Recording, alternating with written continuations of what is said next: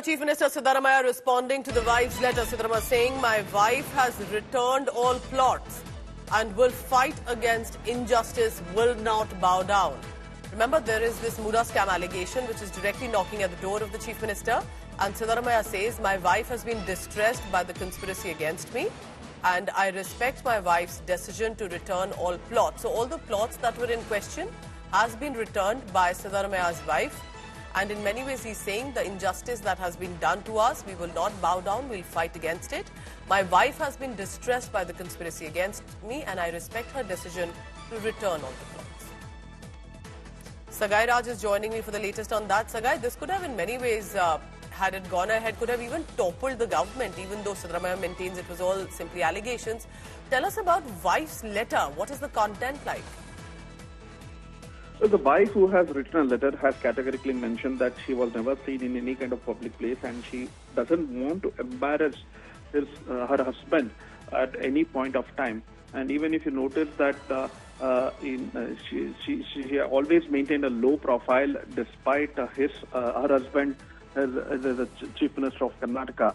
And she was also not seen even during the oath-taking ceremony of Chief Minister Siddaramaiah in 2023. And he has even mentioned in one of the press conferences that despite calling her, she never turned up. Now she has mentioned in the letter saying that on day one when this particular allegation came out, she wanted to return that particular land. But his well-wishers and family members said that there was injustice done to them and they should fight it out legally. Now, after all this embarrassment to the post of Chief Minister and his husband Siddaramaiah, now she want to return this particular land, and she has mentioned categorically that she has not consulted any of his family members about returning this particular land. It was on her own wish that she is trying to do this.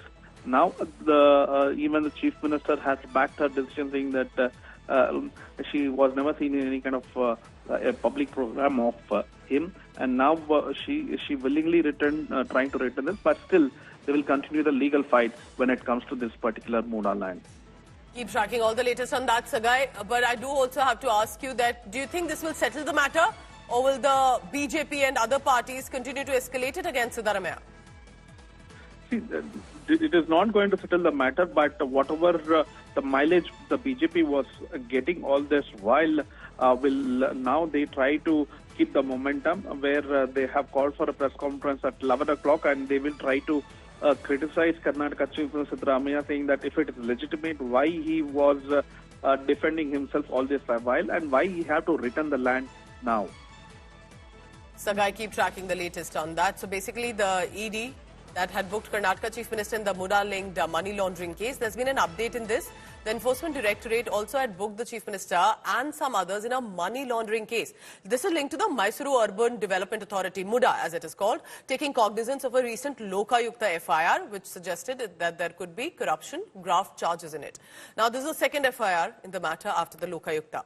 The federal agency has filed an ED case, and this is an ED information report, ECIR, to book the Chief Minister, his wife Parvati, as well as the brother-in-law.